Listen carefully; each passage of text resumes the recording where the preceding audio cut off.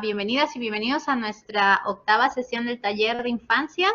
Ya es nuestro penúltimo viernes de infancias, así que muchísimas gracias por seguir conectados, por levantarse tan temprano, por darse un tiempo para poder reflexionar y compartir temas sobre los derechos de las niñas y niños.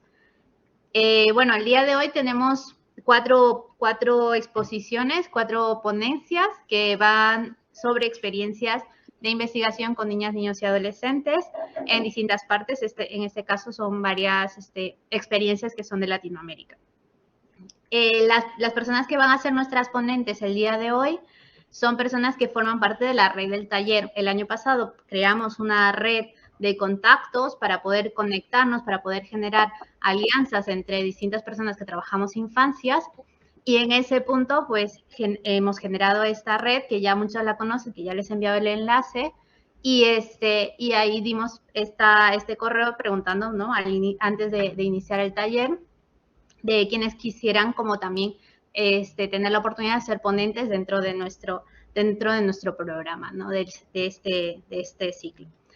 Así que, bueno, las 4 que están aquí son personas que, como les decía, hay muchas personas que tienen muy buenas experiencias, tanto desde un lado como desde el otro, pues y esta es una de las experiencias que vienen desde el lado de las personas que hemos estado participando del taller más que exponiendo. Entonces, ese es un poco de también abrir un espacio para que todas y todos podamos presentarnos, porque muchas veces ni siquiera nos conocemos las caras porque estamos ahí con la cámara apagada, pero también para conocer todo el trabajo que estamos haciendo y todo el trabajo que se está impulsando en favor de las infancias. Así que sin más, les cuento un poco cómo va a ser la mecánica de hoy. Vamos a tener, bueno, cada exponente va a tener 15 minutos para poder hacer su exposición. Daremos 1 o 2 minutos más por cualquier tema. Y al final de todas las exposiciones, se dará un espacio para poder reflexionar y las preguntas que puedan tener a raíz de estas 4 exposiciones. Entonces vamos a tener una especie de conversatorio. Así que sin más, empezamos con Viridiana, que nos va a exponer sobre el tema experiencias de alumnos con discapacidad en el bachillerato, diálogos para la emancipación. Te doy el pase, Viridiana. Me dices si quieres que lo comparte ahora el PowerPoint. Sí, por favor, ya lo puedes compartir. Muchas gracias. Voy a poner acá 20 minutos en mi reloj.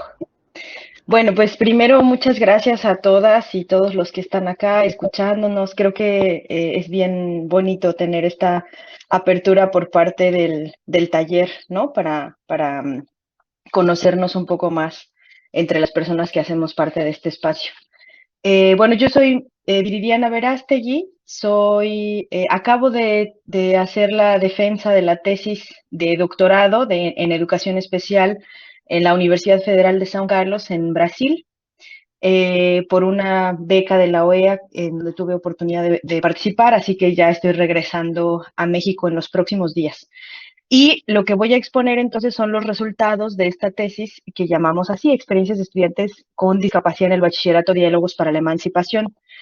La siguiente diapositiva es un video donde intenté resaltar la producción de los jóvenes que participaron en esta investigación, dándoles, digamos, poniendo más bien en evidencia ese protagonismo que ellos tuvieron durante la colecta de los datos.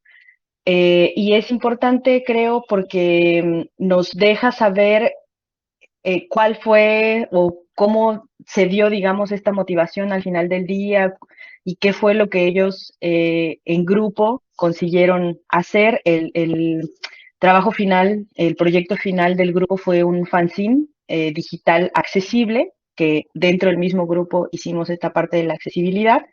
Y la música que está de fondo, la canción que está de fondo, es parte de la creación de un joven de este grupo que se inspiró en las reuniones que tuvimos. Entonces, Gaby, si puedes pasar a la siguiente con el video, por favor.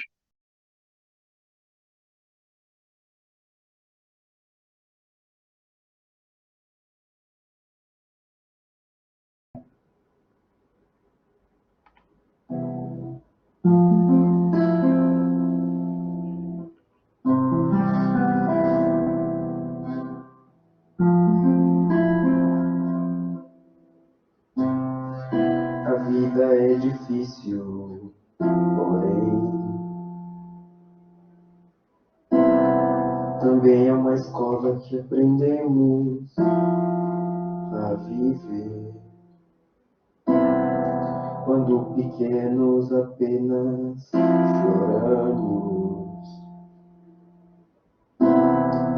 Quando crescemos, aprendemos a falar e a andar. Quando jovens começamos a estudar. Responsabilidades para cuidar. E ainda assim choramos, porque existem problemas na família, na escola e por aí. Mas temos que aprender a viver. Temos que aprender a viver. Temos que aprender a viver. Mas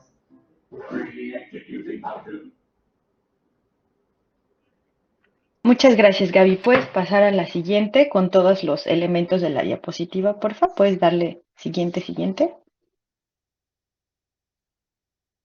Listo, gracias. Bueno, no, al anterior, gracias. Bueno, entonces, digamos que para nosotros ese conocimiento que se creó durante la tesis no es lineal, sino más bien es un conocimiento en espiral y para mí era importante presentar un poco primero los resultados. Está en portugués, pero creo que se entiende un poco la idea, son lenguas bien parecidas.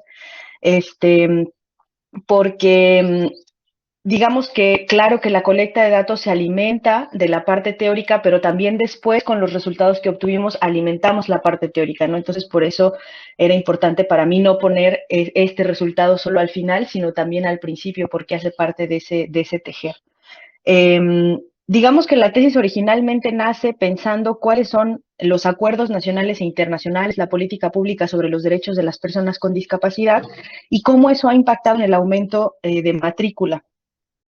No es un aumento menor, es un aumento exponencial en el bachillerato o, digamos, este previo, ¿no? A la universidad, que sé que en otros países se llama de manera distinta, pero es, digamos, como los 3 años, 4 años previo a la universidad. Entonces, lo que entendimos es que hay ya muchos elementos para entender que las personas con discapacidad están entrando a este nivel educativo, pero no se está entendiendo muy bien cómo está siendo la permanencia y el egreso de estos estudiantes.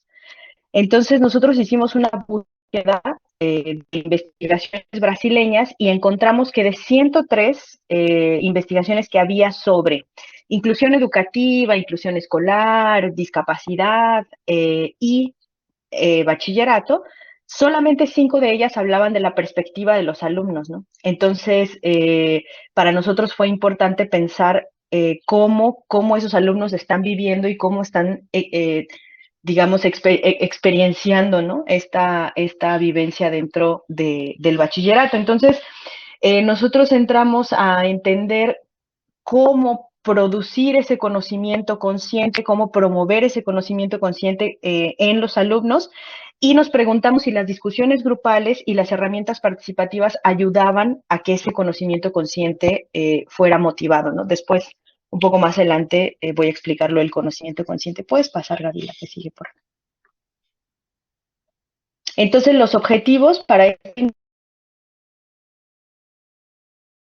el general fue promover el conocimiento consciente a través del diálogo colectivo, porque le estábamos apostando a la cuestión colectiva y participar alumnos, analizar sus reflexiones siempre pensando en estos grupos y materializar un proyecto que tuviera que ver con sus intereses y sus experiencias y sus voluntades, ¿no? Puedes pasar.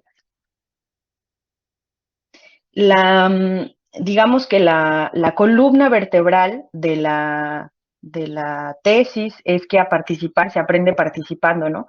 Entonces, aunque la mayor parte de los jóvenes que estaban dentro de la investigación decían que no tenían ningún acercamiento con ningún tipo de movimiento. Acá en Brasil hay algunos, digamos, colectivos que se hacen de manera, o sea, que están estructurados en el proyecto político pedagógico de las escuelas, para la participación democrática de los alumnos, y generalmente los alumnos con discapacidad no participan de esos espacios, ¿no? Los espacios con los que a veces contaban eran la iglesia o algo así, donde aprendían, por ejemplo, música, ese tipo de cosas, pero generalmente realmente tu carrera estaba, digamos, muy limitada. Entonces, en ese sentido, para nosotros era importante tener esta columna vertebral, ¿no? Puedes pasar, Gaby, por favor. La tesis está dividida en tres momentos teóricos. El primero se llama educación especial, y a pesar de que entendemos que la educación especial, si bien se forja, sí, desde la perspectiva médica, ¿no? O sea, fueron médicos quienes empezaron a pensar sobre la educación para personas con discapacidad, después psicólogos, o sea, está muy anclada como en esa perspectiva. Eh, Se ha trabajado, y creo que hemos trabajado, me sumo ya a ese trabajo, hemos trabajado mucho por pensar esta educación desde otros lugares, desde las pedagogías críticas, desde las pedagogías del sur, digamos, desde las epistemologías del sur. Y en ese sentido, nosotros hacemos una revisión histórica de esa educación especial, sobre todo en Brasil, porque, por el contexto de la investigación, de las leyes, etcétera. Y después vamos a finalizar para amarrar esta idea de cómo sí puede haber una educación especial emancipadora, ¿no? O sea, porque a veces caer mucho en la parte de la inclusión, sin elementos que nos ayuden a que estos chicos realmente puedan adquirir conocimiento y a participar dentro de las escuelas, pues de poco nos sirven las leyes y el discurso, como ya lo estamos viendo, ¿no? Como ellos y ellas ya lo están viviendo. Entonces ahí vamos a hablar de estudios sobre discapacidad y educación emancipadora con Freire, Ambrosini, Barnes, Bell Hooks, y también sobre estudios, los disability studies de corte emancipatorio, ¿no? Puedes pasar, Gaby, por favor. Después vamos a tener el segundo capítulo, que es Juventud, etapa de transición como potencia para el cambio, donde básicamente vamos a ver el desarrollo humano desde la perspectiva vigotskiana, la defectología y la compensación, la defectología siendo esta eh, donde Vygotsky nos habla cómo es o cómo podría ser el desarrollo para personas con discapacidad junto con este concepto de compensación. La adolescencia y la juventud, que me parece que yo ahí tengo una área de oportunidad bien grande, y por eso me parece importante traerlo aquí al grupo, porque creo que voy a aprender mucho de ustedes. Tengo ahí un apartado de adolescencia y juventud, sobre todo basándome en Vygotsky, entendiendo que, o sea, las juventudes, ¿no? No la juventud, sino las juventudes, siendo pues las personas con discapacidad también en sus diferentes juventudes y todo lo que les atraviesa como colectivo, pero también en su individualidad. Y la transición al pensamiento por conceptos, entendemos desde una perspectiva vigotskiana como una etapa de transición donde existe la oportunidad de comenzar a profundizar en los elementos que constituyen nuestra vida para localizarnos en ella, ¿no? Y para reflexionar sobre nosotros mismos y nuestro mundo. Puedes pasar, Gaby. Y finalmente, vamos a hablar sobre experiencias y participación como fuente de desarrollo. Y ahí es de donde sacamos esa parte del conocimiento consciente, ¿no? O sea, el conocimiento consciente sería saber qué sé. Entonces, para nosotros era importante no solo que contaran su experiencia, como, a mí me pasa esto, sino que contaran su experiencia reflexionando por qué les está pasando eso, por qué no están pudiendo estudiar, por qué no están pudiendo aprender, por qué no hay las adecuaciones. Entonces, entender un poco ese contexto y ese capacitismo que está dentro de las escuelas, para después de ahí poder pasar a ciertas acciones que el colectivo decidiera, ¿no? Bien, y ahí, bueno, la participación efectiva desde Hart, ¿no? Y los relatos como esta materialización de la participación, ¿no? O sea que la participación en este caso, en esta investigación, se da a partir de que ellos cuentan y reflexionan sobre esos relatos. Puedes pasar, Gaby, por favor. Entonces, bueno, es una investigación, la próxima, por favor. Acción participativa, de acuerdo con Falsborda, ¿no? Pensando en trabajar por causas justas, y creo que sobre todo en este sentido de trabajar con las personas con discapacidad y no sobre las personas con discapacidad, ¿no? La próxima, Gaby, por favor.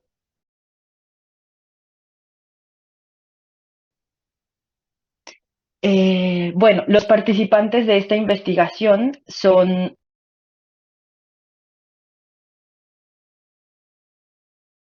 de 19 años con diferentes tipos de discapacidad, mayoritariamente visual, pero también una persona con trastorno del espectro autista, con discapacidad múltiple, algunas personas que intuíamos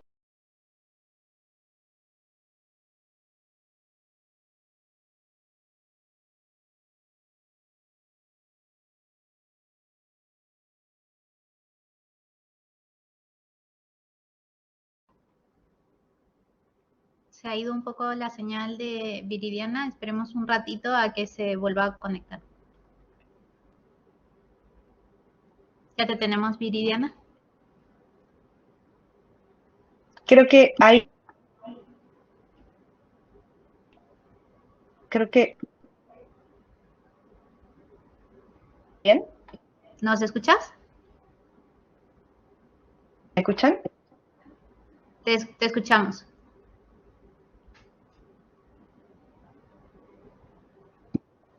¿Ustedes me escuchan a mí? Creo que te escuchamos con un poquito de Listo. retraso. Entonces eso, había personas con diferentes discapacidades y también, bueno, listo, voy a desconectar la cámara a ver si funciona mejor, gracias. Ya, eso, y también hay un tipo con altas habilidades. Bueno, y después el lugar, pues esta investigación es parte del momento pandémico, así que se hizo todo vía online. La intención era que pudiéramos estar en la escuela, pero bueno, no fue posible. ¿Me están escuchando? No sé si me están escuchando. Sí, sí te estamos escuchando.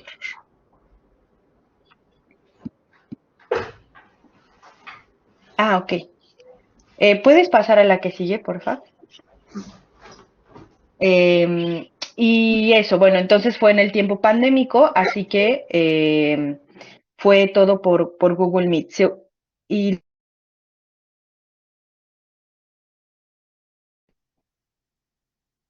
yo creo que por el tiempo nos vamos a ir hasta la parte de resultados, Gaby.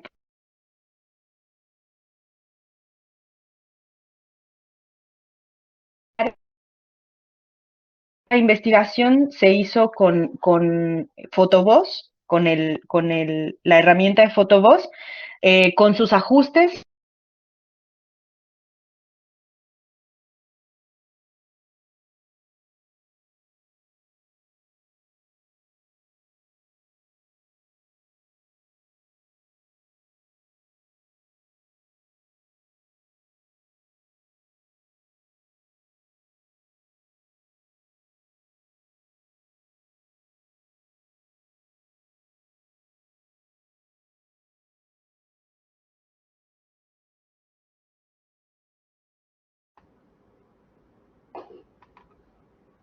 Esperemos Ay, qué un... horror.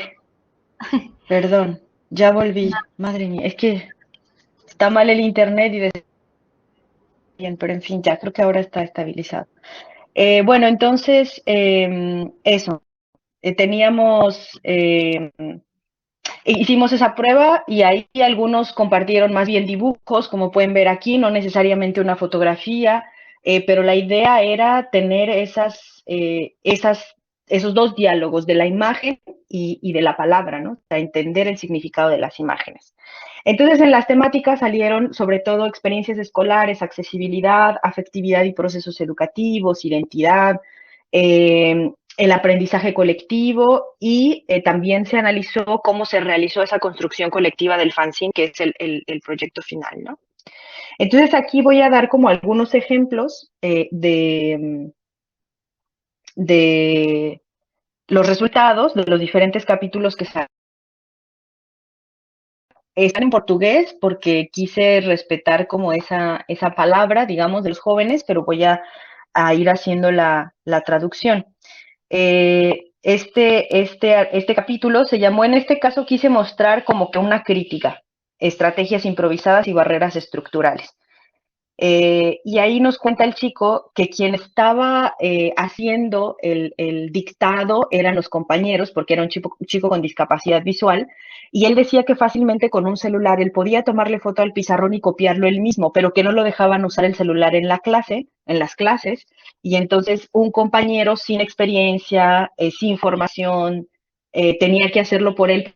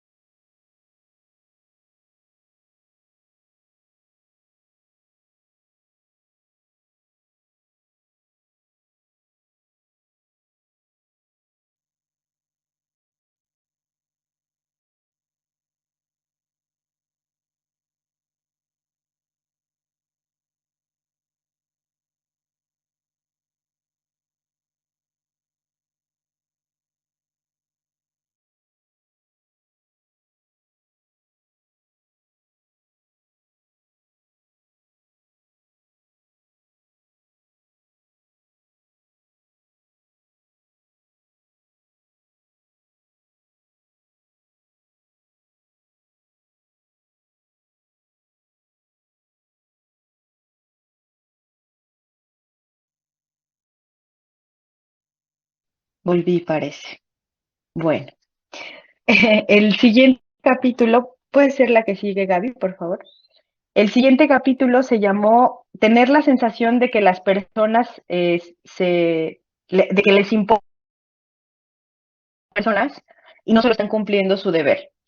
Afectividad en los procesos educativos. Y aquí nos contaba la estudiante que ella mucho se daba cuenta cómo el vínculo afectivo con los y las profesoras era muy importante porque eso la hacía querer estudiar.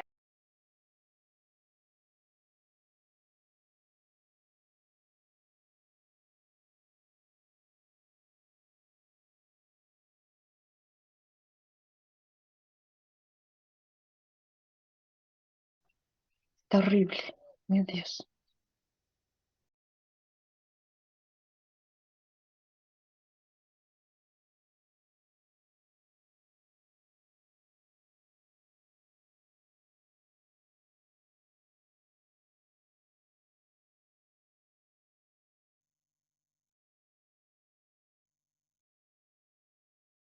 Ok, bueno. Eh, esta perspectiva es importante. Encontramos muchos estudios que decían que el profesorado en general les costó mucho trabajo generar vínculo con los alumnos, sobre todo con los alumnos con discapacidad, por esta sensación de no saber cómo hacerle, ¿no? Etcétera. Entonces, bueno, ese fue un capítulo importante, ¿no? Los vínculos afectivos que se dan. ¿Puedo la otra, Gaby, por favor? Tuvimos también el caso de uno de los jóvenes con el que fue un poco más, digamos que el diálogo no era tan fluido cuanto con los demás, y en ese sentido había veces que él necesitaba apoyo él necesitaba apoyo de su, a ver, pero bueno,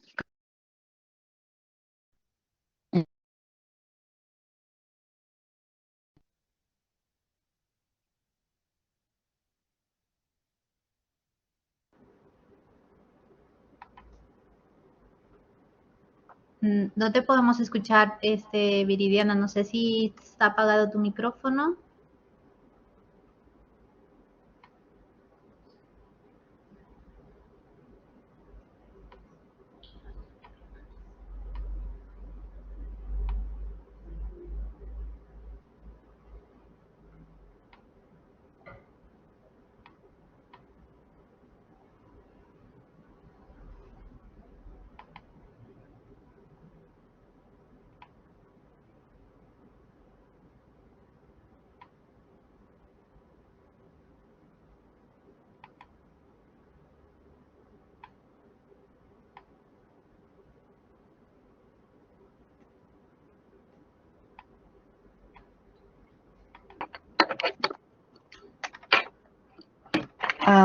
Ay, creo que volví. Ok. Sí. Voy a intentar. No, no, déjalo por. Bueno, entonces, con este chico que les comentaba, voy a tomarme 3 minutitos más, Gaby, ¿está bien? Vale, sí, no hay problema. Gracias. Con este chico, él necesitaba apoyo de su mamá y a veces lo que veíamos era que puedes darle siguiente, Gaby, para que aparezca la imagen. Con él estaba jugando gato en la computadora y ya habíamos probado la accesibilidad, la anterior, por favor. Ya habíamos probado la accesibilidad, pero aún así la mamá quería que yo como que agrandara más la imagen, tal, y ahí el chico le dice como que, por favor, mamá, si no estoy ciego, ¿no? Entonces, digamos que hubo momentos en que a pesar de que el diálogo con él no era tan fluido, digamos, no teníamos un diálogo tan fluido, hubo momentos en que reconocimos que el grupo y las intervenciones y las sesiones que estábamos teniendo justo en el que estaba. Puede ser la siguiente, por favor. También tuvimos momentos en que pues, se pudo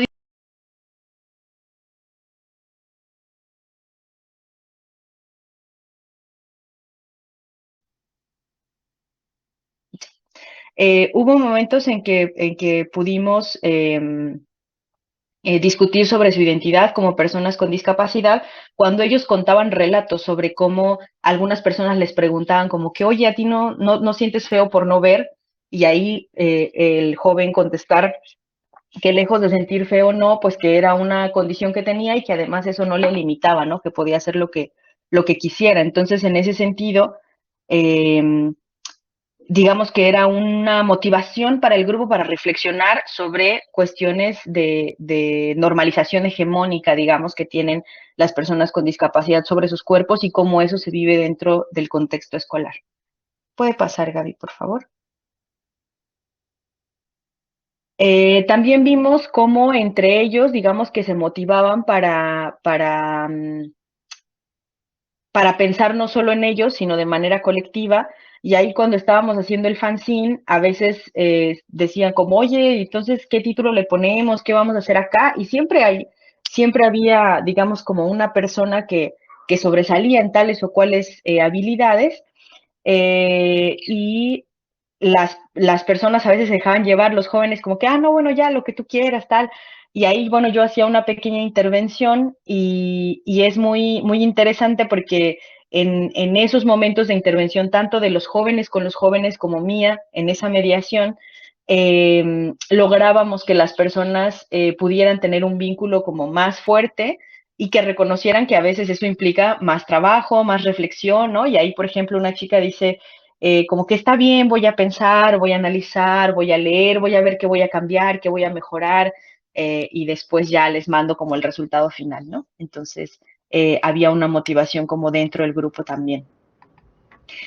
Bueno, las conclusiones que... ¿Sí? Para poder cerrar, porque ya lo siento Sí, mucho, tenemos que pasar. no, al contrario, gracias por esperarme, estoy dando solo las conclusiones, ¿puede ser la que sigue? Eh, Es que, bueno, la motivación del conocimiento consciente a través del diálogo colectivo es posible, ¿no? A través de la reflexión, que el desarrollo humano, la construcción crítica de nosotros, de nuestro mundo y de nosotros en ese mundo, también se puede dar a través del diálogo colectivo y de las herramientas participativas, y que siempre va a haber diferencias cualitativas y cuantitativas en los procesos de cada participante, sobre todo cuando hablamos de infancias y juventudes, aunque siempre se da, pero en esos momentos como críticos de desarrollo nos pareció más evidente. Que las experiencias de los alumnos muestran el capacitismo que está impregnado en los centros escolares, y si bien esto no es una novedad, es algo que sabemos.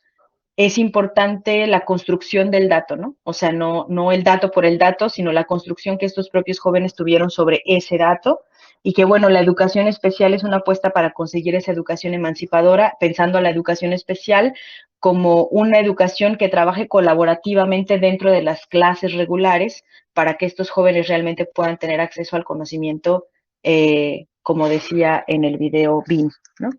Bueno, pues eso, muchas gracias. En la siguiente está mi correo electrónico por si por si acaso. Y muchas gracias y perdón, quedó medio fea la exposición, pero espero por lo menos haber dado un poco de lo que hicimos. Muchas gracias por el espacio, Gaby y compañeros. Nada, al contrario, o sea, ha sido una muy buena exposición y sabemos que estos temas técnicos siempre se dan, así que no te preocupes. Y ha sido muy interesante, pero claro, como tenemos el tiempo muy limitado, así que tenemos que pasar a la siguiente. En este caso sería a Ana García. No sé si ya nos puedes... Sí. Sí, vale. Entonces estamos con Ana García, que nos va a hablar sobre Reencuentro con mi pueblo y su historia, pequeños investigadores, fotógrafos y escritores de la comunidad de Catlán, Jonotl. Vale. Voy a compartir mi pantalla y me dicen si ya se ve o si se ve, no sé, si se está viendo ahorita. Sí. Sí, ¿verdad? la estamos. Ok, miren, comienzo. ¿Se alcanza a ver la pantallita? Sí, la estamos viendo. Hola, bueno, mi nombre es Ana Miriam García García y les voy a platicar lo que fue un poco de experiencia que se vivió en este proyecto llamado Reencuentro con mi pueblo y su historia, pequeños investigadores, fotógrafos y escritores de la comunidad de Ecatlán, Jonotl. Ecatlán es una comunidad tutunacú que se encuentra en la Sierra Norte, nororiental del estado de Puebla. Y bueno, yo llegué ahí ya que es el pueblo de mi mamá, el pueblo de mi abuela, mi bisabuela, mi tatarabuela, y llegué más bien como a reconocer, ¿no? Lo que era pues una parte, ¿no? De mis raíces, a conectar también. Y bueno, mis intereses principales, ya que este fue también desprendido de un trabajo de posgrado, fue acerca de la lengua. Entonces, pues los objetivos del proyecto salieron ya más bien cuando yo llegué como al pueblo y pues tuve varias charlas con varias gente, ¿no? Con docentes, gente de la presidencia, pues algunas abuelas, algunos abuelos, ¿no? Y es como se fue generando como la idea de tener este proyecto. El trabajo con niños y niñas también tuvo que ver un poquito, yo quería trabajar con mujeres mayores, las abuelas de la comunidad, pero pues también este interés de la comunidad pues y esta preocupación también que tenían algunos adultos pues por esta cuestión del desplazamiento de la cultura en niños y niñas, y entonces, bueno, ya les platicaré más adelante qué sucedió, pero pues también ya de ahí pues se incluyó trabajar de manera intergeneracional. Y bueno, los objetivos del proyecto: generar el acercamiento entre las niñeces y las abuelas de Ecatlán mediante la creación de una red para compartir conocimientos, historias y experiencias en torno a las causas de las transformaciones en las prácticas culturales como elementos de la cultura e identidad, con la finalidad de revalorizarlas y reforzarlas. Y bueno, como objetivos específicos, la creación de un vínculo intergeneracional y el juego de roles de niños y niñas como investigadores y fotógrafos, recopilando fotos y narrativas para explorar las causas de dichas transformaciones. Y bueno, el otro, propiciar un proceso de reflexión-acción en torno a las transformaciones de la identidad a través de pláticas reflexivas. Este proyecto fue de 3 etapas. La primera, fue con el diagnóstico y diseño del proyecto en el 2019. En la segunda y tercera etapa se llevó a cabo el proyecto participativo. Y bueno, en el diagnóstico y diseño del proyecto les digo que hubieron como estas entrevistas, visitas, y bueno, yo quería trabajar con la escuela primaria, que es una escuela multigrado. La comunidad es muy pequeña, entonces pues solo hay una primaria, una secundaria, no hay bachiller, sí hay preescolar. Yo llegué a la primaria como iba a ser como un trabajo como un poquito de escritura, pues sí se requería como que los niños ya supieran escribir, pero tampoco a lo mejor podían ser de quinto y sexto, porque como era multigrado, quinto y sexto son un solo grupo, y pues luego ven que están como con esto de la entrada a la secundaria, entonces pues me quedé en medio con los niños y las niñas de tercero y cuarto, ¿no? No pude realizar un proyecto a lo mejor como lo planifiqué desde el principio por pandemia, ya no se pudo trabajar en la escuela, se siguió trabajando en la biblioteca de la comunidad porque pues cerraron la escuela, pero bueno. Y bueno, el proyecto participativo, les digo que la segunda etapa fueron talleres de reconocimiento del entorno, y la tercera etapa también fueron talleres, y también ahí fue cuando los niños y las niñas realizaron el instrumento de investigación con el que pues fueron a entrevistar a sus abuelas, y ahí pues también hubo este vínculo intergeneracional a través de esta investigación, de estas entrevistas, y terminamos con la reflexión y escritura, ¿no? Comenzamos, por ejemplo, con este diagnóstico que fue en el que los niños y las niñas tuvieron que dibujar dos parejas de abuelos, ¿no? Sus abuelos y abuelas y otros abuelos y abuelas, ¿no? Que ellos como vieran. En el primer dibujo, esta niña dibujó a sus abuelos como los abuelos que usan la ropa tradicional de la comunidad, mientras que la otra pareja no la está usando como lo que ellos le dicen la falda y el pantalón de mezclilla, la ropa que llegó después, ¿no?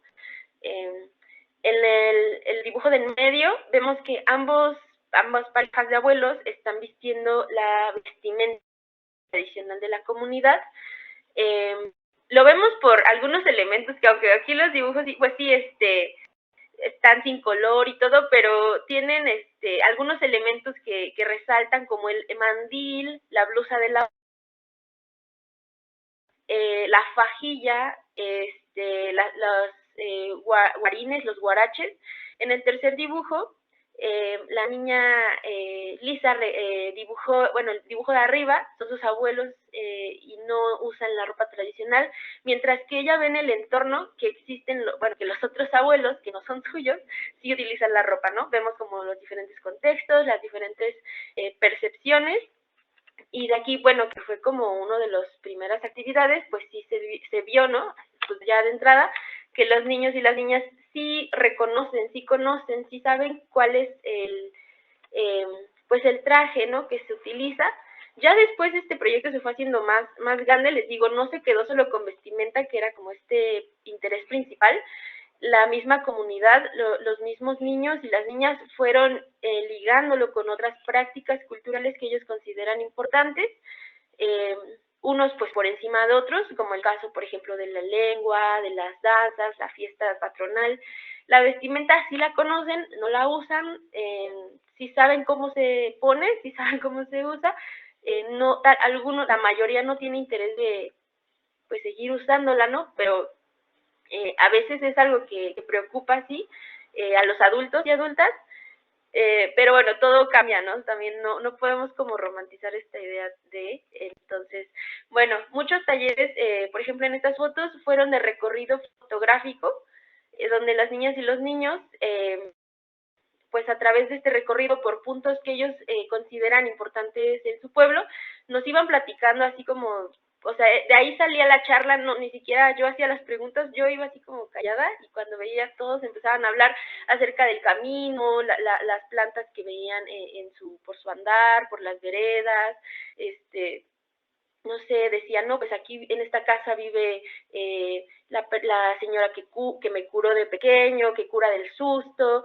aquí en esta pila de agua antes había agua, aquí en la iglesia pues me contaban la historia de la iglesia de Santiago, de su pueblo.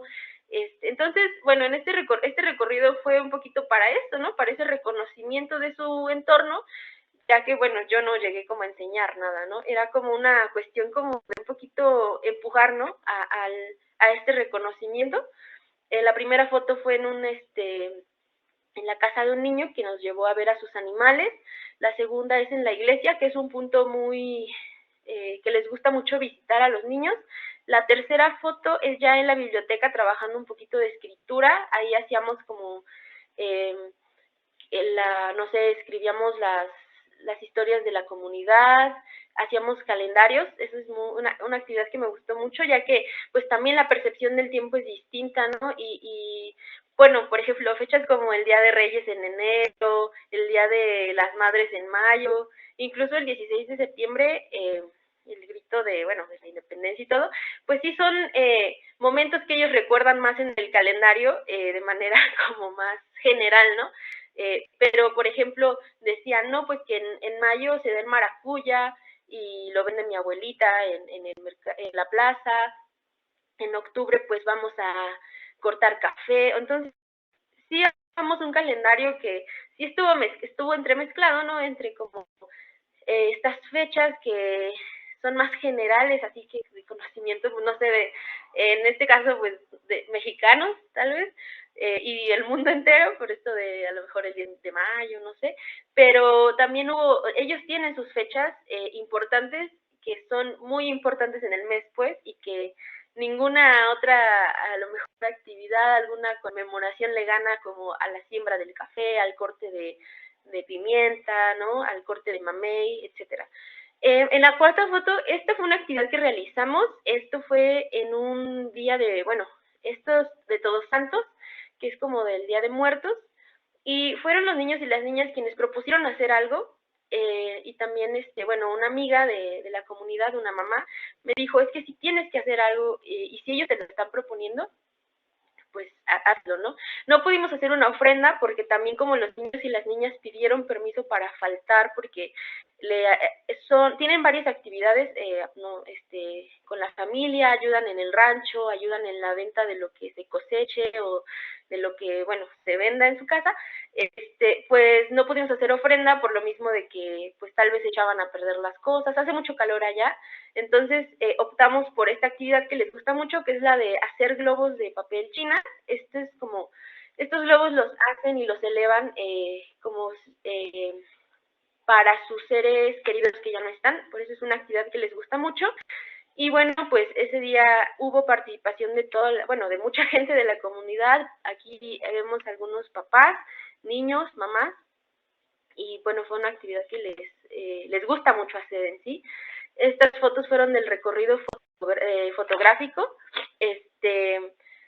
Bueno, vemos aquí que nos están llevando por distintos puntos de su pueblo, que ellos conocen. El pueblo no es muy grande en sí. Bueno, esa vez me llevaron por unas vereditas que yo casi me andaba cayendo, pero pues ellos andaban ahí bien rápido, ¿no? Y bueno, les digo, muchas de las actividades fueron para reconocer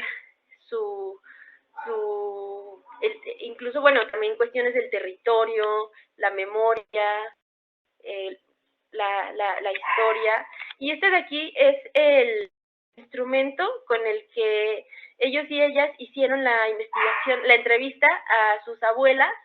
Estas entrevistas fueron la mayoría en español, ya que uno de los problemas sí es que los niños y las niñas ya no hablan, no dominan el tutunacú. Yo cuando me enteré así, ¿por qué? Pues sí me dio como, bueno, me dijeron, es que los adultos se burlan de nosotros cuando no pronunciamos bien, ¿no? Y bueno,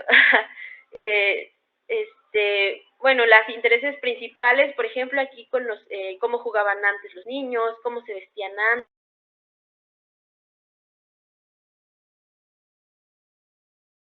qué usaban como jabón, cómo llegó el agua entubada, cómo eran las cómo eran las relaciones de pareja y cómo votaban o elegían a sus autoridades antes. En estas últimas dos preguntas hubo una gran reflexión, ya que, bueno, las abuelas decían, no, pues nos casaban con alguien grande, ¿no? Y ni siquiera nos gustaba, ¿no? Nos casaban como a la fuerza, ¿no? Y cómo votaban, decían, pues es que nosotras no votábamos, ¿no? Votaban los hombres. Entonces, por ejemplo, a partir de estas preguntas hubo una gran reflexión acerca de, pues por ejemplo, qué prácticas siguen y qué prácticas se han dejado, ¿no? Y que a veces les decía hace un rato, no está, bueno, pues como el romantizar a lo mejor, o a lo mejor generalizar como que se está perdiendo todo y que qué triste, pues vemos que hay ciertas prácticas que pues los niños decían, qué bueno que ya no se practica esto porque ahora yo tengo voz, ¿no? Decían las niñas, o bueno, decían los niños, también ahora nos podemos casar por amor, bueno, reflexiones de este tipo, pero también hay ciertas prácticas que sí se están desplazando, ¿no? Como el caso de la lengua, pero vemos que también esa es una cuestión que tiene que ver un poquito con esta burla de los adultos, y por ejemplo hay otras prácticas que se siguen llevando a cabo, o hay unas que ya no se practican, pero se conocen, como las de la vestimenta, que los niños dicen, yo no la voy a usar, pero sí la conozco, sé cómo se pone la faja, sé que es difícil lavar la vestimenta, sé que está cara, o como la danza, que es una práctica que veo que sigue como muy latente, o pues la fiesta patronal, que es una actividad que a los niños y las niñas les gusta demasiado, ¿no? Entonces, pues todas estas fueron como estas reflexiones, y sobre todo les decía, ¿no? También que los adultos en este caso sí daban por hecho como que los niños estaban perdidos, y casi, pero no, pues vemos que sí sigue habiendo esta pues vitalidad en ciertas cuestiones. Les digo, a lo mejor algunas ya no tanto de práctica, sino de conocimiento, pero también es importante la reflexión de los niños y las niñas acerca como de qué prácticas quieren seguir ellos como compartiendo, ¿no? Y cuáles no. Y bueno, creo que eso sería todo. No sé.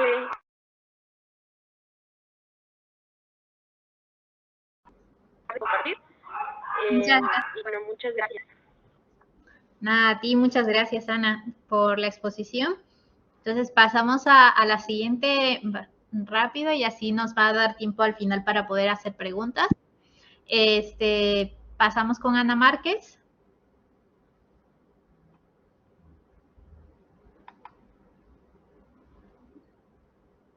Ana Márquez, no sé si... Ay. Sí, buenos días, Gabriela, buenos días, compañeras. Agradecida por la invitación de la presentación de experiencia investigativa el día de hoy. No sé si te llegó el video, Gabriela, te envié el link. Sí. Si podemos colocarlo, por favor. Claro, el video está subido a un tono con un poco de voz alta porque fue grabado en contexto comunitario y es difícil grabar en esos espacios. Entonces, quizás la moderadora tiene un tono de voz bastante alto, pero era necesario, sobre todo con el trabajo directamente en las comunidades con niños, ¿no? Que quizás a lo mejor cause un poco de molestia. Pero bueno, cuando puedas, por favor, para proyectarlo. Gracias. Vale, ya está.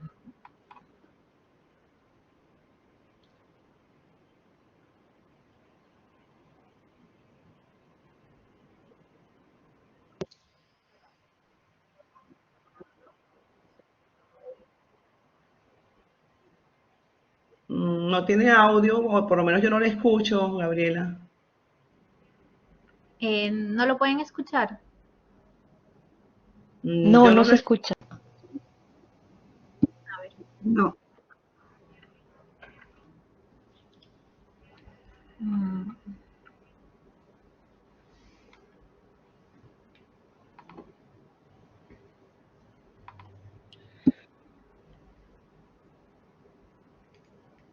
Lo voy a descargar a ver si así lo podemos escuchar.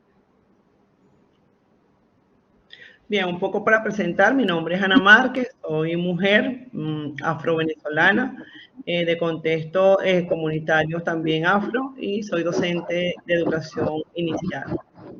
Allí tenemos el video de una experiencia de investigación que todavía estamos construyendo permanentemente con la participación de los niños y las niñas, y por supuesto también de la juventud, en el Cumbe Infantil y Juvenil La Guacharaca, que es un proyecto étnico-cultural fundamentado en las prácticas lectoras de largo aliento en función del reconocimiento étnico y cultural afrodescendiente y también indígena, ¿no? Un poco vincular todas esas como visiones culturales que están allí presentes en nuestra conformación identitaria como venezolanos que somos, venezolanos y venezolanas. Me dice si lo puedes escuchar. No, no lo escucho. Ahora. ¿Ahora sí? El Cumbre Infantil y Juvenil La Guacharaca está ubicado en el barrio Corapal, sector oeste, Caraballera, estado de La Guaira, Venezuela. Tiene sus inicios en el año 2020 en un contexto de pandemia. Está fundamentado en el proyecto político, cultural, pedagógico, literario Sankofa, orientado al autorreconocimiento étnico, el empoderamiento social de niños, adolescentes en el contexto barrial. En este espacio se ilumina toda una perspectiva de educación popular desde los fundamentos, los cimientos de nuestro maestro norteamericano Simón Rodríguez, quien en todo momento consideraba que la participación era el elemento fundamental para la formación de republicanos y republicanas.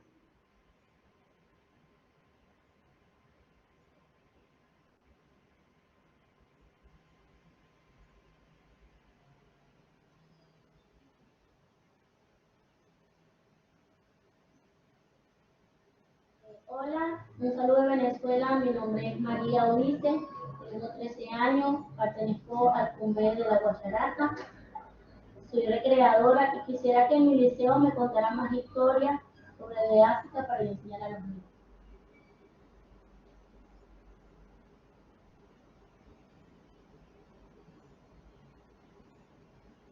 Buenas noches, mi nombre es Michelle Guerra, tengo 13 años, yo pertenezco a la Cumbre de la Guacharaca. Me gustaría que en mi liceo me hablen más sobre la historia de África y la historia de Venezuela.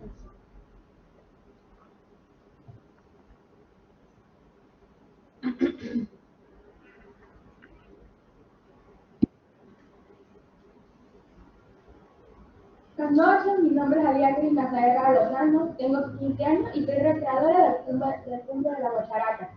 Me gustaría que en mi liceo me hablan más de la cultura de África, de todo lo que tenían por allá en la antigüedad, todo lo que tenían, los cuentos, las tradiciones que había por allá, de las tribus, todo eso. Y un saludo desde Venezuela.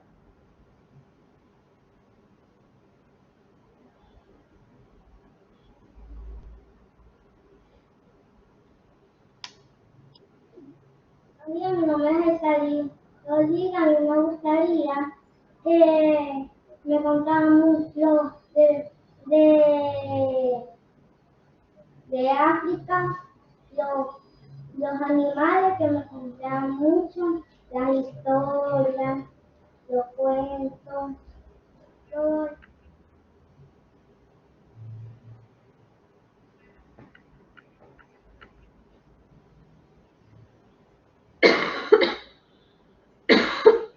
Hola, mi nombre es Del Valle Rada, yo pertenezco a la Guacharaca. A mí me gustaría que mis maestras de aquí, de la Cumbre de la Guacharaca, nos contaran un poco más de la historia afroamericana, de los animales, mucho más pues, cuentos, y de un poco más de su cultura.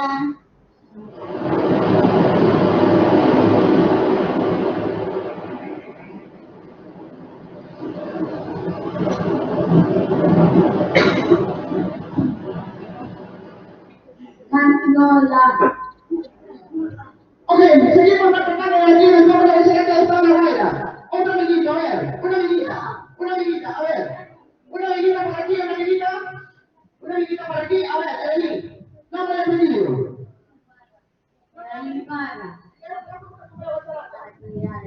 Muy bien, le gustan las actividades, muy bien.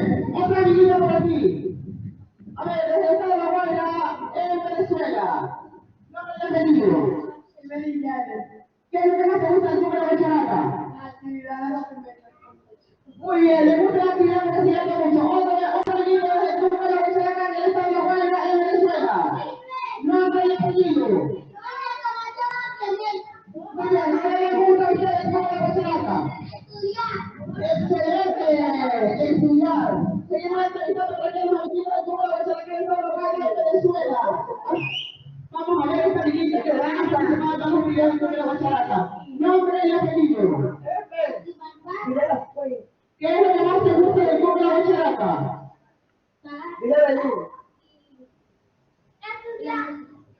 Muy bien, les gustan las actividades y toda la música. A ver, otra amiguita. Que es de La Guaira, el estado de La Guaira en Venezuela. ¿Cómo es tu nombre? Ambaco. Ámbar, ¿qué es lo que más te gusta del cumbre de la guacharaca? Las actividades. Muy bien. Hola, amiguita, ¿tu nombre? No había venido. ¿Qué es lo que más te gusta del cumbre de la guacharaca? Los cuentos. Excelente, muy bien. ¿Nombre? ¿Tu nombre? Chuleni Parra, ¿qué es lo que más te gusta del cumbre de la guacharaca?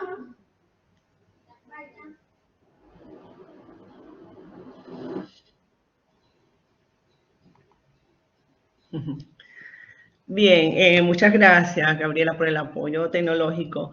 Esto forma parte, es una síntesis de resumen del trabajo comunitario investigativo que hemos venido desarrollando, como bien lo dice el video que acabamos de ver, en épocas de pandemia, ¿no?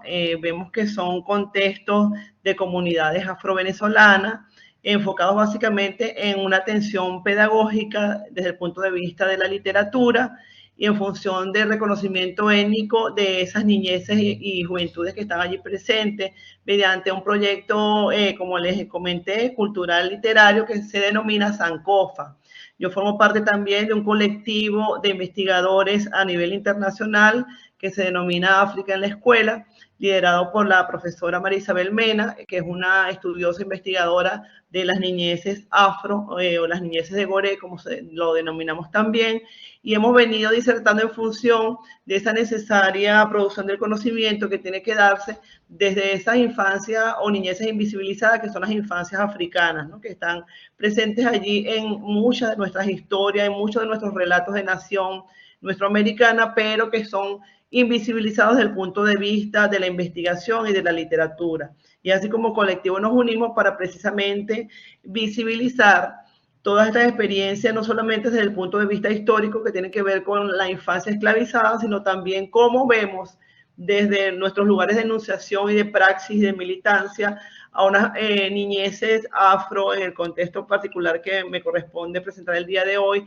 a unas niñeces afrovenezolanas que se vinculan directamente en espacios sociales comunitarios para simplemente recrearse. Estamos en un contexto básicamente ese que ustedes ven allí de pandemia, ya saliendo básicamente de la pandemia, y recolectamos muchísimas experiencias y pudimos evidenciar también las carencias, las limitaciones, los desafíos y las tensiones que como investigadores participantes en el área de la investigación de la educación inicial tenemos como reto, ¿no? Y sobre todo la necesaria vinculación que tiene que darse entre la familia, la escuela y comunidad como gestores principales en estos procesos de formación de comunidades colectivas. Gabriela, tengo la presentación por allí, por favor, si la puedes colocar, si aún tenemos tiempo.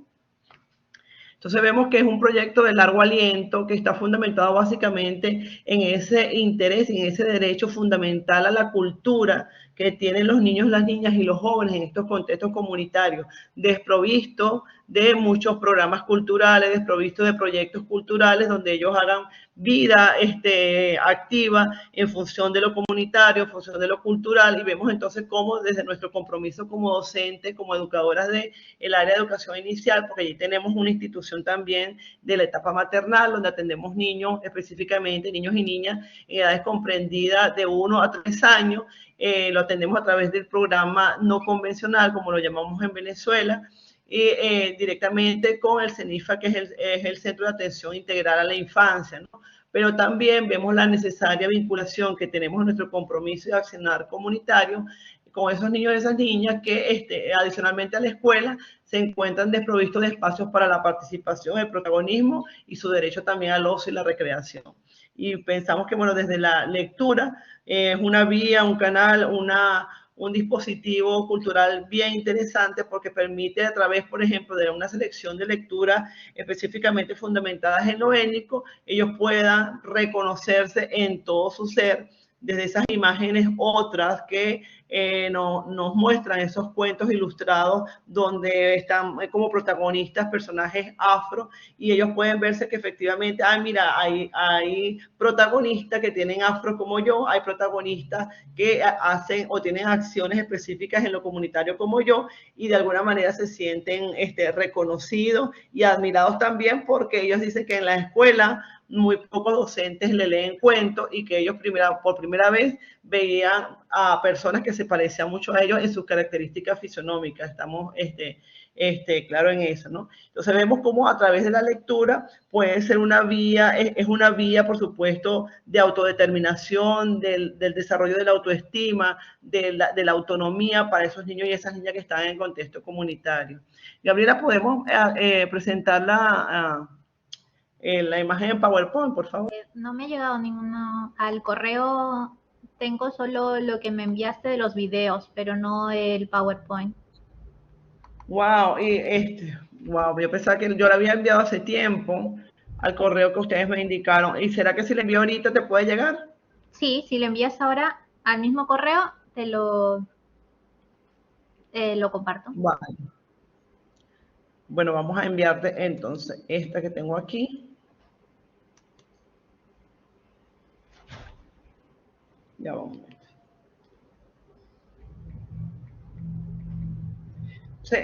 Compartir en estos espacios que estamos construyendo de manera colectiva a través de este taller de infancia permite conocer qué estamos haciendo a favor de la infancia, qué estamos construyendo, qué metódicas específicamente podemos aplicar directamente en el trabajo de investigación con los niños y las niñas. Y en particular, nosotros pensamos que desde la sistematización de experiencias, desde la perspectiva de nuestro investigador, nuestro americano Oscar Jara, es una vía para condensar toda esa potencialidad que está allí presente en esas dinámicas de creación cultural que se están gestando desde lo comunitario. Es una vía, por supuesto, metódica, a veces sencilla, a veces compleja, expresada por los mismos educadores, porque consideran que son muy pocas las herramientas que el sistema universitario o la academia le ha brindado en función de esas experiencias de sistematización de experiencias, porque es un trabajo de largo aliento que requiere de mucho compromiso, que requiere de un docente comprometido desde el punto de vista político. Cuando hablamos de político es esa generación de conciencia que debe haber en ese docente como productor de conocimiento y sobre todo de un acompañamiento que debe darse desde la co-investigación, en este caso con los niños y las niñas. Entonces, vemos que la necesaria transformación que tiene que darse desde nuestros currículos, no solamente desde el nivel de educación inicial, que en ese proceso de transformación estamos acá en Venezuela, sino también a nivel desde nuestro sistema de instituciones de educación universitaria, ¿no? Es incidir y transformar todos esos currículos a nivel universitario para que tenga cabida procesos investigativos participativos que devienen de una práctica militante con una intencionalidad y sobre todo y fundamentalmente que tengan un largo aliento, porque sabemos que muchos de nuestros proyectos que presentamos incluso en convocatorias de investigación tienen un límite específico en el tiempo y los objetivos no trascienden en el tiempo ni en el espacio. Entonces, tenemos que, desde el punto de vista nuestro, desde lo educativo, trascender esa visión de la investigación y verlo como lo estipula Ezequiel Anderés, como una actitud ante la vida, porque así consideramos que debe ser la investigación. O sea, es una chispa que debe estar permanentemente allí en todo ese hacer y ese conocer y ese ser de ese maestro investigador que todos queremos ser o que estamos formando como docentes transformadores de praxis educativa. Gabriela, subí el elemento, no sé si te llegó por el Drive. Ya les compartiendo el PPT. No sé si lo puedes ver. Sí, ya lo vimos allí. Claro, ahí tenemos, yo lo he presentado en varios contextos y lo ajusto por supuesto, a las particularidades de la situación que me corresponde. Entonces, seguimos. El título de la investigación se denomina Sistematización de experiencias de la gestión cultural comunitaria en el Cumbe Infantil y Juvenil La Guacharaca. Es importante considerar que nosotros llamamos o denominamos Cumbe a esos sitios de refugio donde acudían esclavizados y esclavizados que se fugaban del sistema colonial.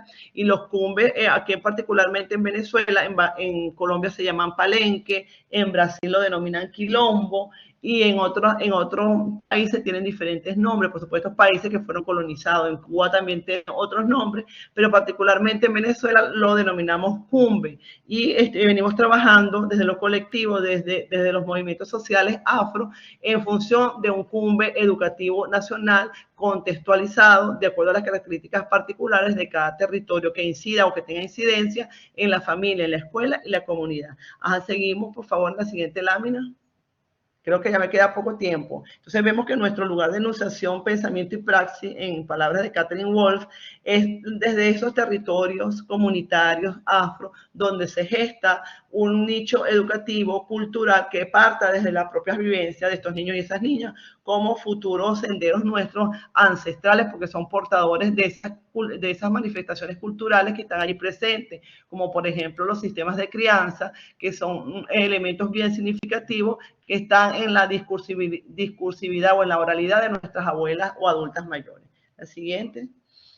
Vamos a ir pasando. Ahí está el contexto geográfico a través de un mapa de dónde estamos ubicados. En Venezuela vemos que estamos ubicados frente al Mar Caribe, la mar nos cobija, la mar nos acompaña y es nuestro referente de enunciación, y desde allí también creamos y colectivizamos conocimiento y promulgamos, por supuesto, que debemos formar docentes vinculados con la mar. Es decir, que el currículum tiene que estar permeado como el mar, como una fuente de conocimiento. Ahí está nuestro logo principal, el Cumbe Infantil, Argelia Laya, que fue una luchadora militante de nuestra causa afro, y vemos también cómo desde la gestación, en esa imagen que está de esa mujer que está ahí acompañada, vemos que estos procesos de vinculación en lo interétnico y sobre todo desde el punto de vista étnico-cultural tienen que darse desde el proceso de gestación, porque allí desde donde se gestan los imaginarios racistas de ese ser en formación.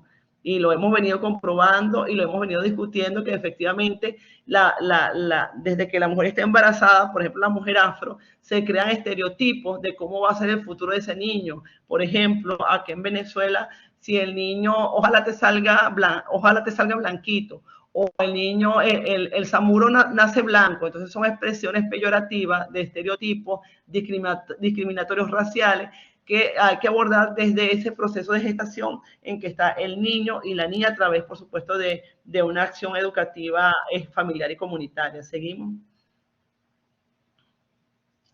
Ahí están fotografías de nuestras acciones. Es importante considerar que nosotros nos fundamentamos en todo el pensamiento pedagógico de nuestro epónimo, que es nuestro maestro Simón Rodríguez. Yo trabajo en la Universidad Nacional Experimental Simón Rodríguez y, por supuesto, militamos con toda esa pedagogía de educación popular de nuestro gran maestro, nuestro americano, que adicionalmente a él, por supuesto, Freire acompaña e ilumina todo su pensamiento. Seguimos, vamos pasando entonces las láminas.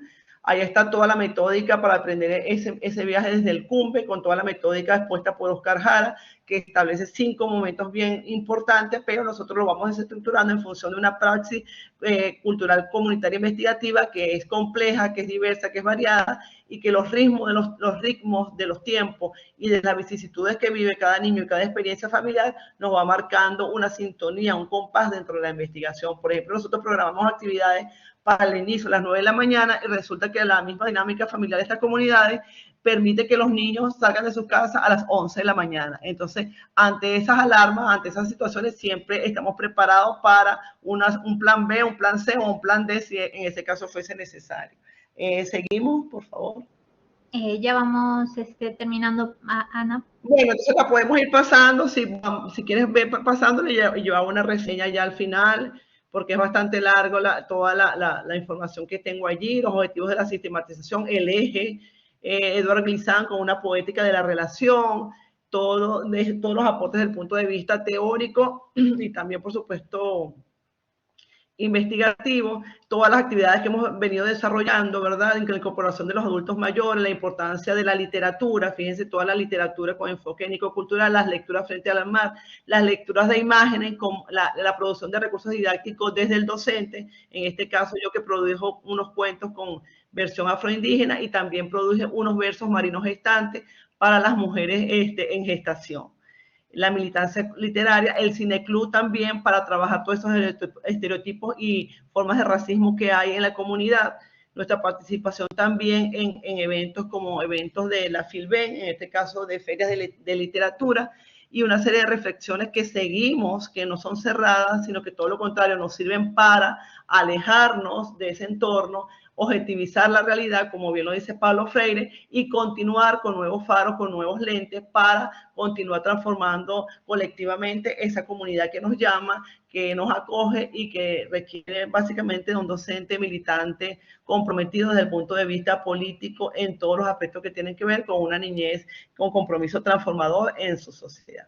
Bueno, muchísimas gracias por su atención y es abierta a todas las preguntas e intereses que quieran formular. Gracias, Gabriela.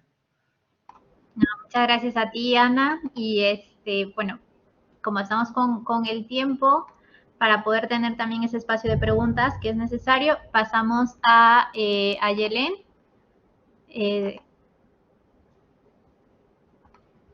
No sé si estás por ahí, Yelén.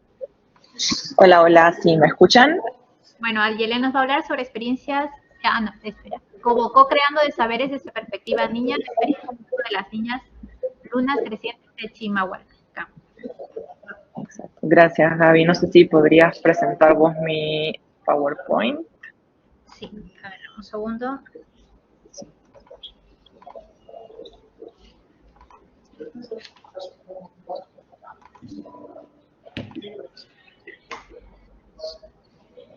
Listo. Ahí está. Muchas gracias.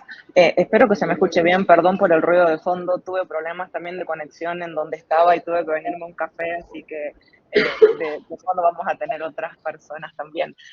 Bueno, voy a tratar de hacerlo de manera concisa para tener este espacio después de intercambio y de preguntas. Como les comentaba Gaby, el trabajo que yo voy a presentar se llama Las Lunas Crecientes, que es el nombre del grupo de niñas con el que estoy realizando mi investigación de doctorado en Estado de México, específicamente en el municipio de Chimalhuacán.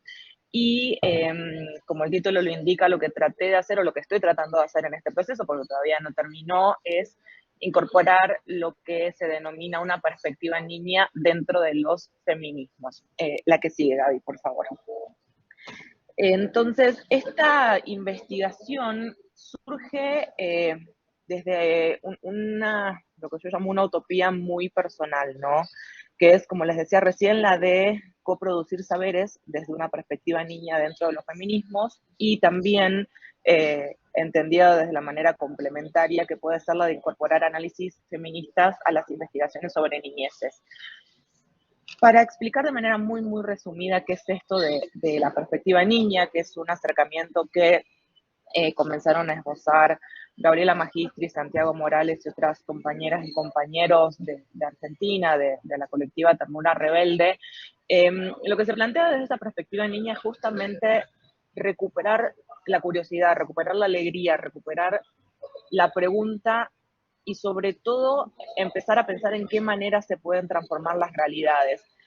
Y dos elementos que tienen súper interesante la perspectiva niña, y por eso yo lo traigo a mi trabajo con el grupo con el que estoy trabajando, es justamente esta intención y esta idea de cambiar la racionalidad adulta, ¿no? De romper un poco esta lógica que tienen las relaciones adultocéntricas, esta simetría de poder que existe, ¿no? Entonces, justamente a través de esta transformación de la racionalidad adulta, empezar a entender a las niñeces como sujetas sociales y sujetas políticas. Y esa ha sido como la base del trabajo que yo he realizado con estas lunas crecientes, que después al final voy a tratar de acordarme de contarles por qué se llaman así.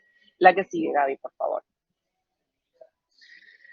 Entonces, cuando yo empecé a trabajar con este grupo, cuando llegué a la colectiva de mujeres, dentro de la cual se enmarca este grupo de mujeres, me encontré con una serie de problemas. El principal problema era que yo todo el proceso de intervención lo veía como lo había diseñado y lo había elaborado con el foco puesto en un grupo completamente diferente. Yo con ese grupo finalmente no pude trabajar, pero mantuve como la esencia y mantuve la lógica de lo que quería hacer cuando me acerqué con este grupo de niñas. Y ya desde ahí, lógicamente, cuando una plantea cosas para trabajar con un determinado grupo de personas que quiere incorporar otro grupo de personas, es muy difícil que las cosas salgan bien y que las cosas puedan seguir. Entonces, en primer lugar, lo que me pasó es que yo veía que el contexto comunitario y la realidad del grupo estaban en constante choque, no solo con el cronograma que yo había armado, porque de repente había actividades en la comunidad y yo llegaba y me decían, y hoy el taller no se va a poder hacer, o planteaba ciertas cosas que no se podían trabajar, el espacio, por ejemplo, ahora la realidad del espacio cambió, pero cuando yo empecé a trabajar ahí, en el espacio no había luz, no había agua, no se podían cerrar las puertas porque no había ventanas. El hecho de tener las puertas abiertas para poder trabajar implicaba que todos los niños también de la comunidad pasaran y preguntaran qué estábamos haciendo. Entonces era como bastante complicado poder tener un proceso con el grupo porque claramente yo al desconocer muchas de las características del espacio con el que estaba trabajando, no estaba adaptando mi proceso al proceso de las niñas, que era en definitiva lo más importante. Y algo que me di cuenta cuando empecé a trabajar era que, más allá de todos los objetivos que yo tenía, que estaban lógicamente atados a los objetivos de mi investigación doctoral, lo que había que promover era un proceso de generación de confianza con las niñas, porque también era muy difícil que ellas quisieran estar en ese espacio, más allá de que en un inicio, lógicamente, de las primeras conversaciones que tuvimos fue preguntándoles a ellas si les interesaba tener un espacio de niñas, por qué querían tener ese espacio, todas dijeron que sí, que querían usarlo para hablar de todas las cosas que estaban viviendo y que no podían compartir en ningún otro lado, pero después en la práctica diaria era muy difícil el trabajo con ellas, ¿no? Por esta propia lógica también de que no podíamos tener un espacio para nosotras, como que era difícil que desde la comunidad se respetara también este espacio de niñas. Entonces, una de las primeras cosas con las cuales trabajamos fue justamente la necesidad de crear un grupo y a partir de ahí poder generar todo el resto de cosas que queríamos hacer. La siguiente, Gaby, por favor. Entonces, cuando nos enfrentamos a esta necesidad de conformar o de crear un grupo, surgieron dos elementos que fueron muy transversales y que, sobre los cuales hubo que trabajar para conformar este grupo. En primer lugar, la diferencia de edad de las niñas que estaban dentro de este espacio. O sea, el grupo tenía niñas de 3 a 17 años. Y ellas mismas empezaron a demandar diferentes cosas. Entonces, la propuesta que hicimos fue la de dividir al grupo en dos. Esto no estuvo como atravesado por lógicas etarias puramente, porque hubo niñas de 8 y 9 años que se fueron al grupo de lo que eran las más pequeñas y niñas de 8 y 9 años que se fueron al grupo de las más adolescentes. Lo que sí hicimos fue abrir la posibilidad. De hecho, muchas de las sesiones, algunas preferían hacer actividades del grupo más de niñas. Por lo general hacía actividades mucho más relacionadas con pintar, con leer libros, y el grupo de las más grandes quiso empezar a organizarse para hablar de ciertas situaciones que estaban viviendo ellas en relación a temas de violencia, cómo se estaban relacionando, a temas de derechos. Ellas fueron como proponiendo los temas, pero hubo veces en las cuales los grupos iban variando porque alguna decidía que hoy tenía más ganas de ir a pintar y se iba al grupo de las más pequeñas, y a veces tenían ganas de discutir algunas otras cosas y se iban al grupo como de las más grandes. Y otra de las cosas que sucedió, además de esta cuestión de la diferencia de edad, era que las niñas tenían dinámicas de relación muy violenta entre ellas. Es decir, no solo eran insultos, sino golpes, sino estar todo el tiempo como con lógicas de relación que ellas mismas establecían que no querían tener. Era a cada rato venir y decir maestra, porque su lógica es que las personas que somos facilitadoras somos maestras, que fue un proceso muy largo también de deconstruir y de empezar a nombrarnos de otra manera, pero era algo que ellas reclamaban todo el tiempo. Tratamos de hacer un reglamento que lógicamente no funcionó para nada, pero sí fueron como los dos elementos que cruzaron y atravesaron el trabajo con ellas desde un inicio. Entonces, como les decía, la primera parte de la diferencia de edad la solucionamos o la trabajamos dividiendo el grupo en dos subgrupos, y la segunda parte de las relaciones violentas entre ellas, lo que tratamos de hacer es generar este sentido de pertenencia al grupo y tratar de que ellas se identificaran con este espacio. De ese modo fue que tratamos justamente de abordar el tema de las relaciones violentas. La siguiente, Gaby, por favor. Entonces, frente a todas estas situaciones, algo que hice y que siento que es como a veces un poco complicado, sobre todo cuando estás en un proceso académico en el cual te corren muchas veces con los tiempos y con las cosas que hay que presentar y con los cronogramas de trabajo, fue frenar todo para poder empezar de nuevo. Y en ese frenar todo también lo que hice fue no dejar nunca de generar espacios de diálogo y de conversación constante con las niñas para que este frenar y empezar de nuevo estuviera vinculado con lo que ellas estaban necesitando en este espacio, ¿no? Entonces, parte de las cosas que decidimos fue la de incorporar dinámicas de relacionamiento amoroso entre ellas. Todas las sesiones yo trataba de incorporar alguna actividad que permitiera que ellas empezaran a relacionarse desde otro lugar, ¿no? Compartir cosas que teníamos en común, decirnos qué admirábamos de nuestra compañera, es decir, empezar también a reconocernos desde otro lugar como grupo. Otra cosa que también vi que era muy necesaria fue el hecho de ampliar el compartir mío actividades que fueran más allá de los talleres. Como yo les decía en un inicio, muchas veces hubo días en los cuales yo llegaba y me decían, mira, hoy va a haber tal actividad o mañana no vengas porque la comunidad va a hacer algo, y yo las primeras sesiones no iba, y después dije, no importa que yo no pueda hacer mi taller, lo importante es también que yo empiece a formar parte de este espacio más allá de si vengo a dar una sesión de taller o vengo a compartir algo. Entonces también como para tener este vínculo con las niñas que fueran más allá del espacio de taller que yo estaba dando. Y como les decía recién también, lo básico para mí fue escucharlas y saber qué era lo que querían ellas y qué era lo que necesitaban, ¿no? Y acá me parece súper linda esta frase de Santiago Morales y de Gabriela Magistris que dice, acompañarles a decidir o decidir junto con ellos implica valorar iniciativas o caminos que no necesariamente serían los escogidos por la persona adulta. Por lo tanto, necesitan de valentía adulta y confianza en sus capacidades. Y fue justamente eso, ¿no? Quizás no, en un inicio quizás esta no era la idea que yo tenía de lo que iba a hacer con ellas, y de hecho seguí con un montón de propuestas que eran rechazadas de manera constante, pero fue este diálogo todo el tiempo de poder ir reacomodando este camino que estábamos empezando todas juntas. La siguiente, Gaby, por favor. Entonces, dos cosas que para mí fueron esenciales en este proceso de recomenzar. En primero era conocer sus entornos y por otra parte el de conocerlas a ellas, ¿no? Entonces empezamos a hacer actividades justamente para que yo pudiera conocer el entorno comunitario, el entorno familiar, para conocer sus intereses y para saber sobre todo por qué querían estar en ese espacio, porque yo de manera constante les preguntaba si ellas querían sostener el espacio, si les interesaba que siguiéramos teniendo nuestros, en un inicio eran martes de niñas, ahora son los viernes, de manera constante yo les preguntaba y su respuesta era que sí, pero después era como un poco complicado mantener la continuidad del grupo. Entonces sí fue algo como este proceso de generación de confianza y la generación del sentido de pertenencia al grupo estuvo muy atravesado por esta lógica de por qué querían estar en ese espacio. El que sigue, Gaby, por favor. Entonces, una de las primeras actividades que hicimos, porque a mí me interesaba mucho conocer el contexto comunitario, fue un mapeo en el cual salimos a recorrer el barrio, yo les di mi teléfono, les pedí que sacaran fotos ellas a lo que querían, y después volvimos y les pedí que ellas me representaran su comunidad, en los lugares más importantes, las cosas que habíamos recorrido. Y una característica muy importante de este espacio en el que yo estoy trabajando, el municipio es Chimalhuacán y la comunidad se llama Escalerillas. Y esta comunidad surgió derivada de un asentamiento que se hizo en torno a un basurero comunitario. Es decir, fueron familias que migraron de otros basureros municipales que se cerraron.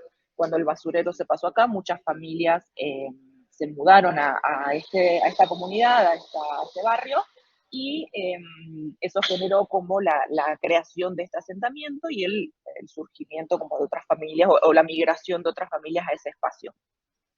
Y algo que me pareció súper interesante de este mapeo es que geográficamente el basurero está en las afueras de la comunidad, pero si ustedes ven esta cosita ahí en el medio, como un medio círculo, eso es el basurero. Y ellas cuando hicieron su mapeo lo ubicaron en el medio de toda la comunidad, y la comunidad como generando todas sus actividades y su existencia en torno a este basurero, ¿no? Y algo súper interesante que pudimos ver a través de este mapeo es que, en primer lugar, no hay espacios de esparcimiento. El único espacio cual ellas tienen para hacer actividades es el centro comunitario de esta organización que se llama Colectiva Nicteja. El centro comunitario es el único espacio que hay habilitado para que ellas puedan hacer cosas, y la organización lo que hizo fue hacer una cancha de fútbol, porque desde la organización se trabaja mucho también como a través del deporte, tienen actividades de fútbol, de lucha, de varias cosas.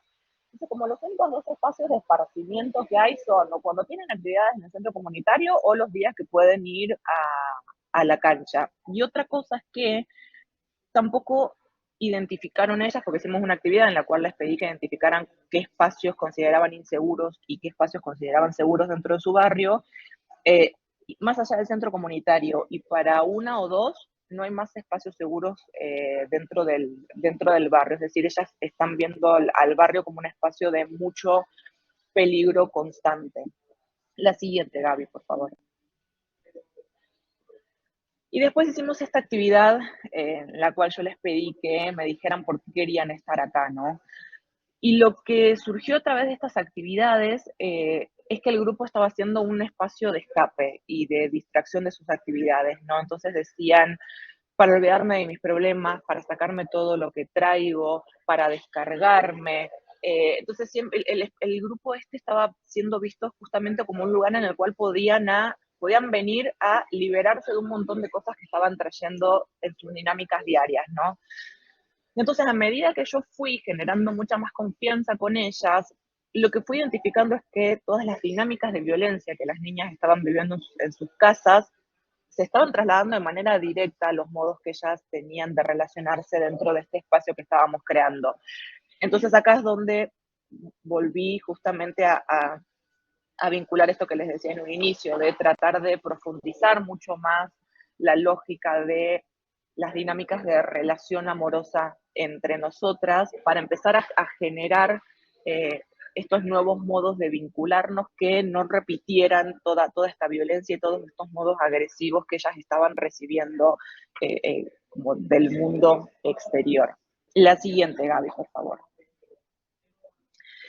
Y algo que me pasó como parte de este recomenzar que les decía en un momento, es que yo iba a todas las sesiones con actividades lúdicas, actividades participativas, y yo quería hacer teatro, y quería hacer alguna actividad corporal, y quería que hiciéramos un montón de cosas, y la realidad era que yo veía que empezábamos quizás un poco emocionadas con la actividad, y al ratito ellas como que empezaban de a poquito a separarse en mini grupitos y empezar a hablar de cosas que les habían pasado en el día, cosas que le habían pasado en la semana, ¿no? Entonces yo volvía siempre a las sesiones y a cuestionarme, como, ¿qué estoy haciendo mal? ¿Por qué no se están como enganchando con las actividades? Quizás necesito ser un poco más lúdica, más participativa o algo. Hasta que llegó un momento en el que me di cuenta que lo que ellas estaban reclamando de este espacio, esto que yo estaba tratando de identificar, que era lo que ellas necesitaban y querían, era un espacio de diálogo. Ellas necesitaban ese espacio para hablar, porque no tenían otro momento para hacerlo, porque era el único momento en el cual ellas podían juntarse con otras que estaban viviendo cosas similares a ellas, ¿no? Entonces, por eso yo voy a leer solo una parte de esta cita de Alejandro Kosianovich, porque ahí fue donde me di cuenta que tenía que empezar a recuperar el diálogo como el eje de los procesos que yo estaba haciendo y como eje de las transformaciones que estábamos viviendo como grupo. Entonces, en este texto dice, en un contexto como el evocado anteriormente, refiriéndose a otra cosa, ¿no? La sociedad, en particular aquellos sectores más directamente afectados por la realidad de anonimato y de silencio que tiende a crearse en tiempos relativamente prolongados de inseguridad y de desprotección, la pedagogía de la ternura se entendía como una restauración de la voz y del lenguaje que dieran cuenta de la propia identidad. Y después de un proceso muy largo y de mucha crisis y de pensar todo el tiempo que era lo que estaba fallando en este proceso, como les digo, me di cuenta que en realidad este espacio se estaba construyendo en un espacio de diálogo y que estaba bien que fuera así y que no tenía por qué estar forzando quizás otras cosas que venían de mi interés muy particular y de lo que yo quizás en un inicio quería que fuera esto. Entonces lo que nos dimos cuenta es que esto se terminó convirtiendo en un espacio de diálogo de niñas. La que sigue, Gaby, por favor.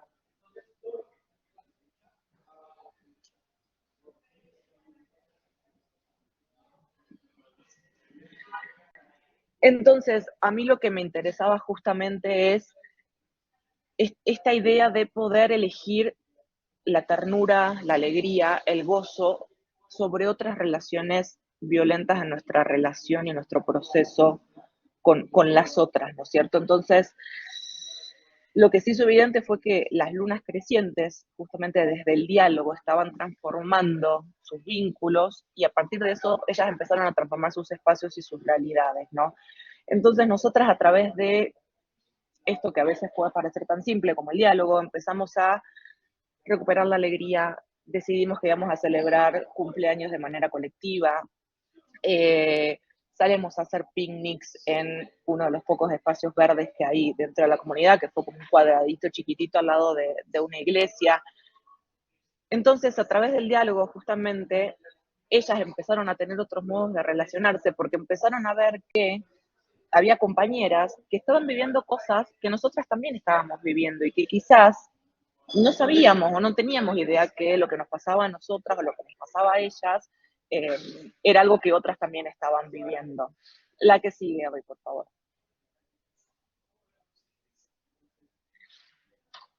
Entonces, bueno, como les digo, ¿no? Este espacio se convirtió en este espacio de diálogo. Entonces, lo que hicimos con los talleres fue recuperar su voz y recuperar sus necesidades en contextos en los cuales ellas eran constantemente puestas en un segundo plano y desestimadas. En un momento hicimos una actividad para mostrarles como otros ejemplos de grupos de niñas que también estaban reuniéndose y hablando de situaciones que estaban viviendo y hablando de derechos.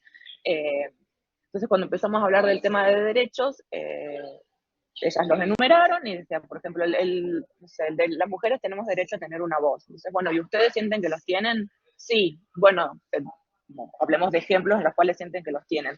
Y todos los derechos que ellas identificaban que tenían, los identificaban solamente dentro del grupo. Ellas decían, ah, no, pero esto lo tenemos acá entre nosotras, afuera no. O sea, sí, yo tengo derecho a expresar mi opinión. Sí, pero acá dentro del grupo, ni en mi casa no y en la escuela tampoco. Sí, yo tengo derecho a que respeten lo que estoy diciendo. Ah, bueno, sí, pero solo dentro del grupo, afuera no. Entonces, realmente el grupo se convirtió en un espacio de mucha seguridad y un espacio donde realmente la lógica de la ternura que estábamos tratando de crear se volvía súper evidente. La próxima, Gaby, por favor, que creo que es la última ya. Sí, ya estamos pasando ya, con esto. Solo para decirles esto que me pareció como, esta creo que es una de las frases que mejor resumen el trabajo que yo quise hacer. Un día les pregunté ya en una de las últimas sesiones del año pasado cómo estábamos con otras de las facilitadoras que había ido a ver el taller ese día y le preguntó como qué era lo que les gustaba de lo que hacíamos, ¿no? Y una de las chicas le dijo, a mí lo que me gusta es que Ayelen viene y no nos dice qué hacer. Nosotras decidimos sobre qué hablar y eso hace que aprendamos a ponernos de acuerdo entre nosotras, que podamos opinar. Eso me gusta. Como que no prepara lo que nos viene a dar. Bueno, sí lo prepara y se reía.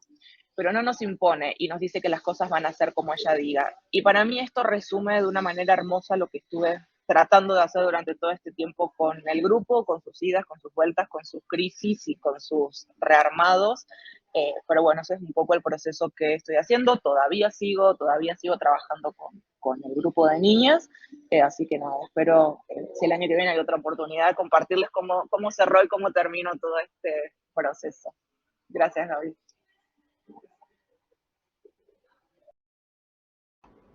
No, gracias a ti.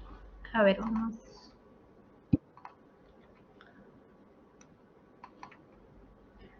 Pues yo creo que ha sido un pase de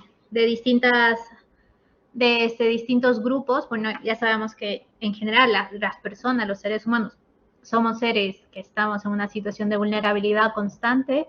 Las niñas y niños están en un grupo de mucho más vulnerabilidad y justo hoy hemos hablado, a partir de estas exposiciones, pues también de las niñas y niños con discapacidad, las niñas y niños afro-venezolanas, las niñas y niños de comunidades indígenas y en general las niñas, grupos que dentro de este grupo ya de vulnerabilidad pues están en muchísima más vulnerabilidad, y hacer investigaciones al respecto pues no solo hacen de que sean investigaciones para los fines de investigación por sí mismas, sino para fines también de hacer alzar la voz y decir lo que está sucediendo en estos grupos. Entonces es una forma de visibilización. Yo creo que sería, bueno, como nos quedan solo un minuto para terminar la sesión, como que se nos hace un poco imposible hacer las preguntas. Creo que igual como las 4 personas que nos han, bueno, las 4 chicas, mujeres, porque somos mujeres, las que han expuesto, su correo electrónico está en la misma red del taller, la red de contactos. Entonces si tienen alguna pregunta, les pueden escribir directamente y de esa manera también generamos alianzas, generamos todo compartir de conocimientos que necesitamos desde distintos puntos en los que nos encontramos. Otra bueno, si me dan el permiso también, comparto las presentaciones para que así puedan tener todos y todas la información que se ha expuesto el día de hoy. Y por otro lado, como sé que hay muchas de esas investigaciones ya tienen digamos, un informe, un avance de tesis, un artículo, lo que sea, pues también, pues si alguno de ustedes quiere, y en general lo abro también para quienes están como participantes, si quieren compartir sus escritos, pues me lo pueden enviar y hacemos una especie de una bibliografía, digamos, una biblioteca virtual de todas las personas que formamos el taller, porque creo que hay mucho conocimiento en el cual podemos ir compartiendo y es importante también como tenerlo a la mano. Y bueno, y nada, muchísimas gracias a Ana García, a Ana Márquez, muchísimas gracias a Yelén, a Viridiana, por el tiempo, por haberse postulado, ¿no?, para poder hacer esta exposición, y gracias a todos los que han participado el día de hoy en el taller. Ya nos vemos dentro de 2 semanas a nuestra última sesión del taller de infancias, y bueno, muchísimas gracias y buen fin de semana. Gracias, gracias a todas las que expusieron. Ya me urge un cafecito ahí. Gracias, Gaby. Hasta luego a todos y todas. Gracias, Gracias, un abrazo. Mucho.